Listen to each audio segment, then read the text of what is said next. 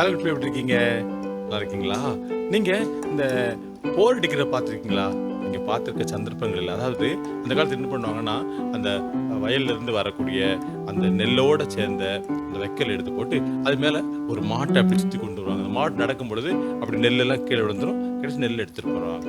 அப்படி பண்ணும் பொழுது அந்த போர் அடிப்பாங்க பார்த்தீங்களா? அந்த மாட்ட வாய கட்டக்கூடாதாம். ஆண்டவர் எவ்வளோ கேர் பண்றாரு பாருங்க. நீ உங்க வீட்ல குட்டி நாயி, பூனை, அப்புறம் கலர் மீன்லாம் வளர்க்குறியா? வளர்த்ததுக்கு ஒழுங்கா நீ ஃபீட் பண்றியா? உணவு குடுக்குறியா? அடிக்கடி மறந்து போறியா? ஆண்டவர் பாரு, போர் அடிக்கிற மாட்டை கூட வாய் கட்டக்கூடாதுன்னு சொல்லியிருக்கிறாரு. இப்ப நீ உங்க வீட்ல பெட் அனிமல்ஸ் வச்சிருந்தேன்னா நல்லது. அதுகளுக்கு உணவு போடாம அதை கஷ்டப்படுத்தக்கூடாது. அது ஆண்டவருக்கு பிடிக்காத காரியம்.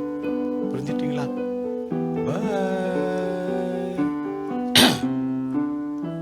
போரடிக்கிற மாட்டை வாய் கட்டாயாக. உபாகமம் 25:4